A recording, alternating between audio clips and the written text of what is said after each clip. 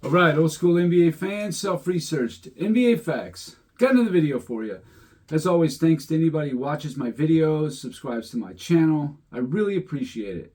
Let me send a special thanks to Dr. Les Barrett for coming through with the super thanks. I really appreciate it. Thank you very much for your generosity. And also Eric5556 with the $25 super thanks. Man, I cannot thank you enough. I've never got one that big before. I really appreciate it. You know, man, I just can't send you enough gratitude. And the fact that you get, value out of this channel and everything like that, it means more to me than anything. Every one of these donations, it helps, it does. I'm trying to work towards other things to help build the channel and all that. And, man, again, thank you so much. I really appreciate it very much. I'm going to call out somebody by name who I just blocked. You may have seen this guy trolling around on my channel, Mr. Unknown. Well, Mr. Unknown, the reason I blocked you was nothing more than you repeat yourself a lot, but you just come in with the sole purpose of just going to be contrary to anything I say. You never say anything positive. You never you never have anything to add other than negative stuff. The video that I did about the point differential, bringing up an article back in the 80s about some Boston writer that said that, oh, well, in 1986, Boston's defense just wasn't into it, evident by Jordan scoring 49 and 63 points. Like, that means anything. That's so stupid.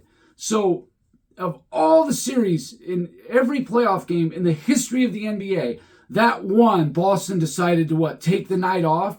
They got taken to double overtime. I'm sure they took it pretty serious, when Jordan just put 49 on him in game one. But regardless, that was Jordan's worst beatdown, period.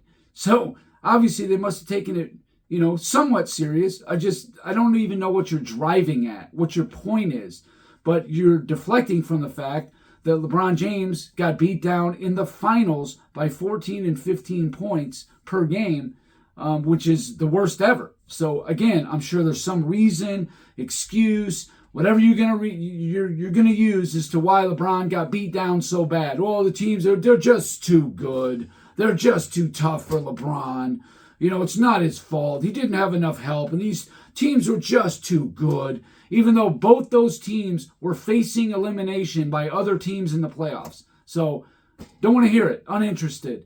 But regardless of all the other all-time greats, they didn't get beat down like that in the finals. But LeBron did. But somehow there's an excuse. There's some, bullshit reason is to explain it away in favor of LeBron. I already know.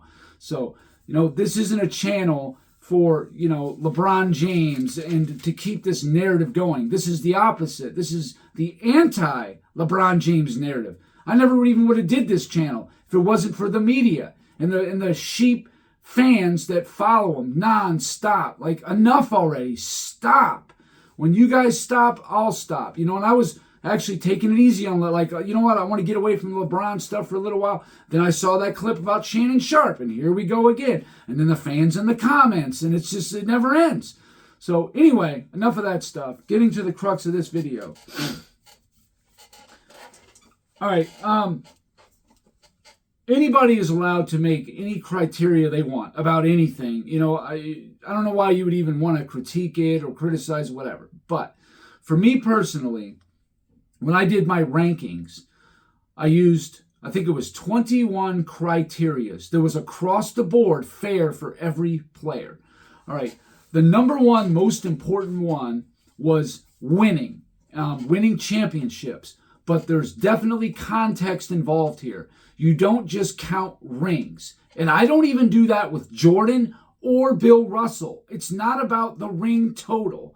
It's not even about the three-peats or the 8 in a row or whatever. And some people, that's a big thing. Now, yeah, granted, to win 3 in a row, to have that kind of concentration and focus and determination to win 3 in a row twice is tremendous. In fact, no one's ever done it in the history of the NBA except for, the Bulls. No one, not even Boston, won two separate three championship winning streaks in a row. But anyway, so for me, it's about how you did in legitimate shots at a championship. Well, obviously, if you're in the finals and you are an all-time great, that's a legitimate shot at a title. The other one is if you're the number one seed in your conference, having home court advantage throughout the playoffs.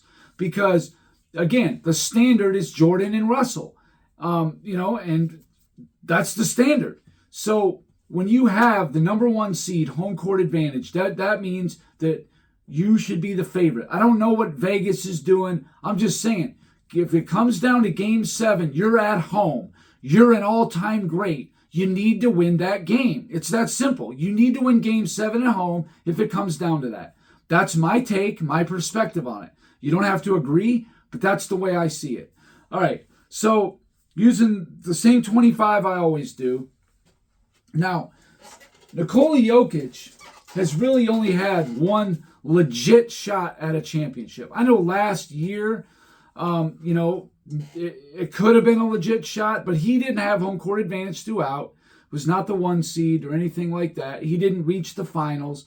So really the only time he had it was in 2023. He reached the finals. He was not the number one seed outside of 2023. So he had one total chance, legitimate in my mind, one legitimate shot at a championship. That was in 2023, and he won it. So he's at 100% of his chances. He made good on his one chance. Now, the more you get at 100%, the better. Like, yeah, Jokic is at 100%, but it's only one chance, 1 for 1. So, you're gonna have to do better than that. You're gonna have to have at least 2 or 3, something like that. All right, Giannis Antetokounmpo. He's only made the finals one time. He won the championship, but he was a number one seed 3 other times. So to me, you got home court throughout 3 times. The one time that you reached the finals actually is the time you didn't have home court. But adding those together, you had 4 legitimate shots at a championship. You won 1. So that's 25%. Now again, this is not a referendum on the player as a whole. This is just about winning. Now, some people like Scap Attack, his top 5 or 7 is all two-way players. It's like Tim Duncan, Olajuwon, Russell, Jordan, Kobe. I mean, in fact, I think those are, and Kareem is like his top 6 or whatever it is. And that's fine. That's something I value too. But winning trumps even being a two-way player. Because what did it translate into? The ultimate goal is to win, period.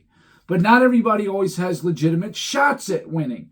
That's why I always push back on ring counters who just want to count rings. It's not about ring totals. It's about how you did when you had legitimate opportunities to win a championship. All right. Elgin Baylor. This is a pretty good example right here. He was in the finals 8 times. He did not have any additional number one seeds where he didn't reach the finals, which actually that's pretty good. But he had 8 legitimate shots at a title. I know about the competition and all that. I get it. But either way, he had no championship, so he's at 0%, 0 for 8. Now, the competition thing, yeah, that's almost like a separate criteria, whatever. But, everybody's going to have to deal with that one way or another. In the case of like Boston, that was just kind of some bad luck, you could say. But Minneapolis and later the LA Lakers, they had shots at winning a title. In 62, LaRusso, all he had to do was hit a baseline jumper in Game 7. The Lakers beat Boston. In 69, they're up 3-2 against the Celtics with Game 7 at home, and they blow it. They blew it. So I'm just saying, they had shots to win a title. More than one, actually. Okay, David Robinson. He was in the finals twice, and it was both times he won championships. 2 other times he was the number one seed.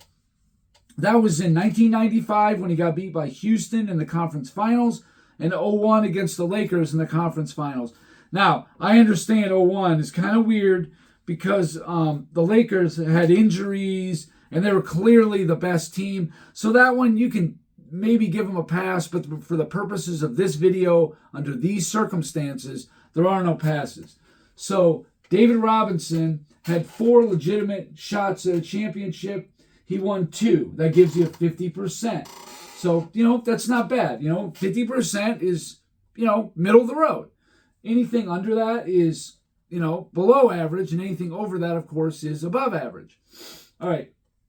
Bob Pettit. Bob Pettit reached the finals 4 times, winning 1 championship out of those 4. He was the number 1 seed in 1959, but got upset by the Minneapolis Lakers. Elgin Baylor, actually. So Bob Pettit had 5 legitimate shots at a championship. He won 1. That's 20%. Kevin Durant. Kevin Durant was in the finals 3 times. Once with OKC, twice with Golden State, and an additional time in 2013, his team was the 1 seed, lost to Memphis. So out of his 4 legitimate shots at a title, he won 2 at 50%. And yeah, the whole super team thing, team hopping, I did address that when I did my rankings and all that. But for the purposes of this, Kevin Durant is at 50% of winning his legitimate shots. I didn't include 2019, even though he played 10 minutes in one game. That's just silly. I'm not going to do that. All right, Kevin Garnett.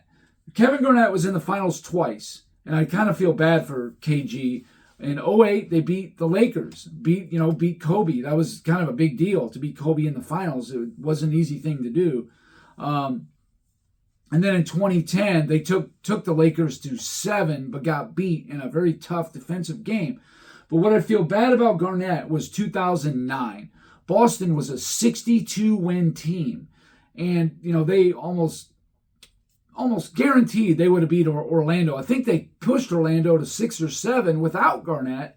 With Garnett, I'm almost positive that they would have beat them. They would have beat Cleveland, and they would have gave the Lakers, a really good series, much better than what Orlando gave them in 2009. So Garnett had 3 shots at a title. That would have been 2008, 10, and then he was the number 1 seed back in 2004, lost to the Lakers. So he's at a 1 out of 3, 33.33%. Karl Malone, out of all the, they had 55-win seasons, had all these good seasons and all that. But what it came down to was they were never the 1 seed outside of 97 and 98. That's it. Both times they reached the finals, and they lost both of them. So he's at 0%. However, that's only 2 legitimate shots at a championship. So going 0 for 2 is certainly different than 0 for 8 in my mind. All right, George Mikan. Now, George Mikan, he really only played, I guess it'd be 7 seasons in the NBA. Now, I know he played in a league previous, but I'm not going to include that. The only one that the NBA honors, I guess, was the BAA, whatever it was called. And Mikan wasn't in that. He was in a different league. But anyway, doesn't matter, tell you the truth. Mikan was in the finals 5 times. He was the 1 seed once when he didn't reach the finals. So he had 6 legitimate shots at a championship. He won 5 of them. So he's got an 83.33%, clip of winning his legitimate shots. That's outstanding. That's very powerful. Oscar Robertson, he reached the finals in 1971 and 74, split, winning 1, losing 1. And then was the number 1 seed in 1973, where they got upset by Golden State. So out of his, that would make it 3 legitimate shots, won 1 championship for 33.33%, which, again, like I said, is below average. All right, Steph Curry, he reached the finals 6 times, was never an additional number 1 seed and not made the finals. So he had 6 chances. He won 4 championships, 66.66%, which is very good, above average. Moses Malone. Now, I know Malone's only got 1 ring, and I've heard people say this repeatedly. He's only got 1 ring. Right now, he's about like Nikola Jokic. I mean, as far as their career. Now, Moses obviously has more longevity numbers and that kind of thing. But they both have 3 MVPs and 1 championship, with 1 finals MVP. Moses Malone does have a first-team all defense and all that, but Moses Malone made the finals twice. But once of them, he was a 40-42 team. He really had no business being there. But their team got hot, won the first 3 rounds in the West with a losing record, and even took Boston to 6 games. Pretty impressive, actually. But anyway, out of his 2 chances, he got 1 championship for 50%, which, that's okay, middle of the road. Jerry West, much like Elgin Baylor, except for he did actually win 1. He was in the finals 9 times. And out of those 9, he won it in 1972. That's his only win. 11.1%. Obviously, that's pretty low. And what keeps Jerry West outside of the top 10 for me, because his credentials are stellar. Top 10 worthy, but the winning is what keeps him down. Again, if he would have won 3 championships, he would have went there 9 times and won 3. It would have rang a little better for Jerry. Still not great, but they did have a couple chances to win. It's still not really that great, though. Anyway, Dr. J, in his NBA career, he reached the finals 4 times. He had 1 additional time he was the number 1 seed, and that was in 1978, where he got beat by Washington, the eventual champion. So he had 5 total chances at an NBA championship, and he only won 1. That's 20%, which really isn't that good. However, we bring in the ABA, where he had 2 trips to the finals, won 2 championships. That's that's obviously 100%.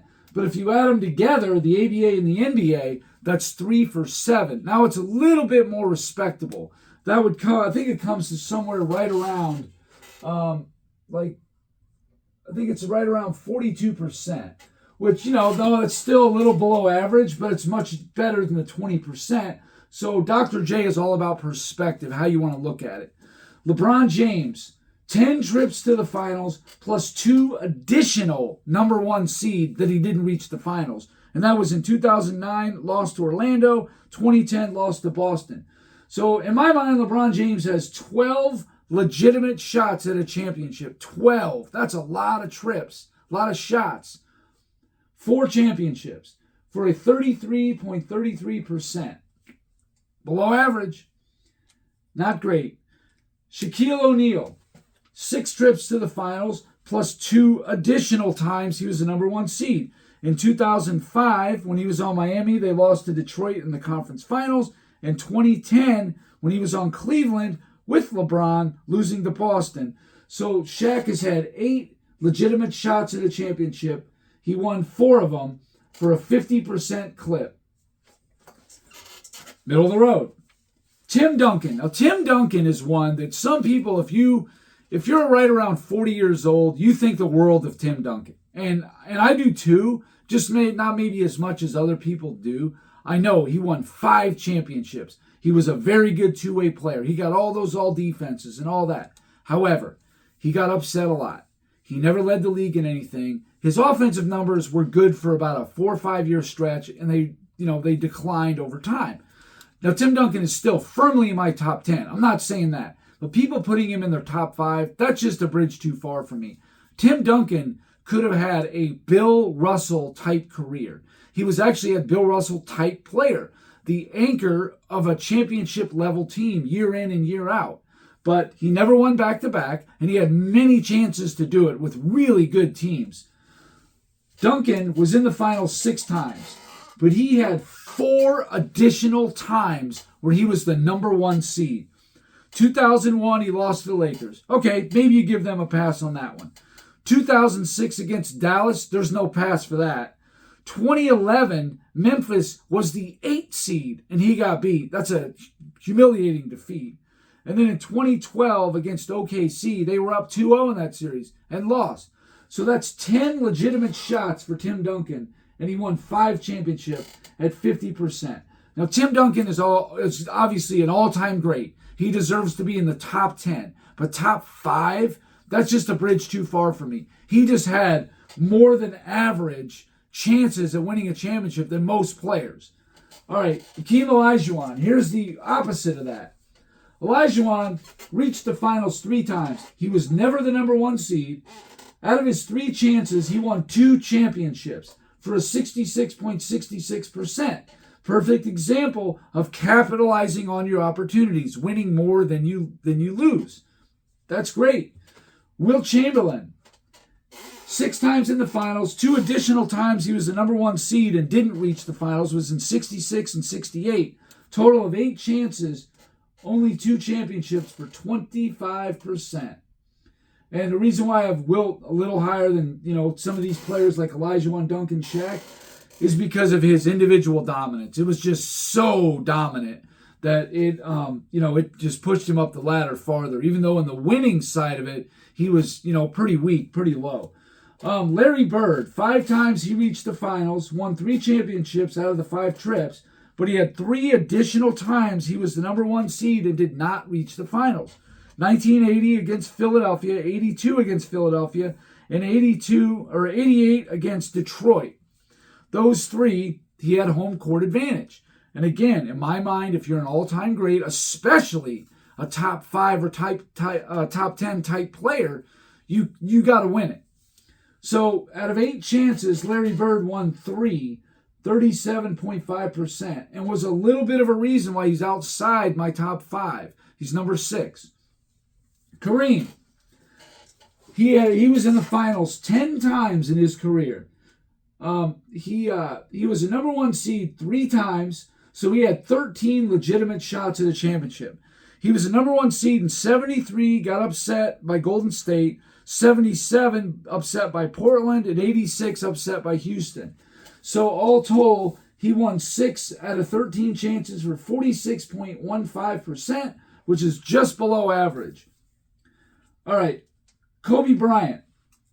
Kobe Bryant was in the finals 7 times. He was never a 1 seed without reaching the finals. Of those 7 chances, he won 5 championships for a 72.14%, which is very good. So that's one of the higher numbers right there. Magic Johnson, 9 trips to the finals with 2 additional number 1 seeds. 86 Houston was one of them that he got upset, and the other one was 1990 against Phoenix, though that was the other time he was a 1 seed but didn't make the finals. So in my mind, Magic Johnson has had 11 legitimate shots at a championship, and he won 5. So it's just a little below average of 45.45%. Still, it's okay, but he had really good competition in the finals, but the road to the finals was not so tough. So it kind of evens itself out. Anyway, he sits right around the middle. Bill Russell reached the finals 12 times. He never was number 1 seed without reaching the finals. So he had 12 legitimate shots. I'm counting 58 just because he did play half the series, even though I could easily not count it. But he won 11 championships out of 12 opportunities for a 91.66%, which is just insane. That's a really high clip for somebody who had 12 chances. Michael Jordan, 6 trips to the finals. He was never a number 1 seed without reaching the finals, so he had 6 legitimate shots. He won all 6 championships for a 100% clip, and that's obviously the best on the board. Now, I brought in one other player. I think you guys might be able to see this. A guy that people have heard bring up Jordan. What about John Havlicek? Well, first of all, Havlicek was not the best player on his team. Even in the 70s, it was debatable whether it was him or Dave Cowens. Havlicek's a great player. Top 30 all time, no doubt about it. Great two-way player, all that championship pedigree. Absolutely. He had 8 trips to the finals, won all 8 of them. But also in 1973, Boston won 68 games. They were 68-14. That's the 6th best season of all time. And he did not reach the finals. I understand he got some injuries, yada, yada. I get that. But, a lot of people get injuries. You can't always just use the injury thing. You know what I mean? Now, if it's like the main guy and he's out, that's one thing. But if somebody is hobbled, I don't know. I remember Michael Jordan was hobbled in the 91 finals. They had to slit his shoe open because his toe was so swollen. They needed it to breathe because it was, they just couldn't get the swelling down. It was so big, the shoe couldn't contain it. So they had to cut a slit at the top of the shoe. Everybody's had injuries. Curry was hobbled in 2016. It goes on and on and on. You could just, where do you draw the line about that stuff? But anyway, Havlicek, 8 for 9 for 88.88%. Now that's really good, but let's not forget about the time he was a number 1 seed with the 6th best record of all time and did not only not win a championship, but didn't even reach the finals. So anyway, real quick, doing a recap. For me, the best scorer on here is Michael Jordan. He's going to be number 1. And the reason why is because he's 6 for 6, 100%. Now, Nikola Jokic, you can say he's number 2 because, he made most of his chances. That's fine. It's just when his career's over, we'll take a look at what happened. But right now, sure, whatever. The next highest percentage is Bill Russell.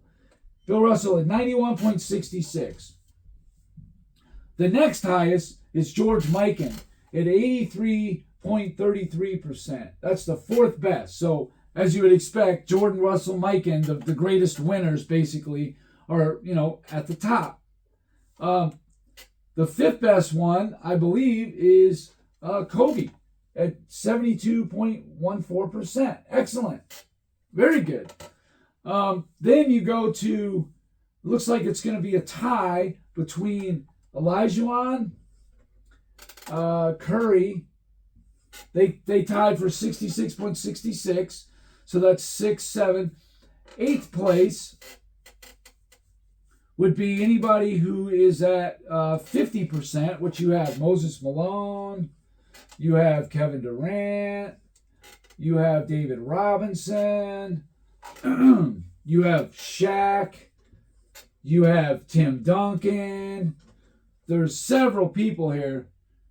So that's 8, 9, 10, 11. That's 12. So then you go to the people next in line. It would be like in the 40s, which would be Kareem.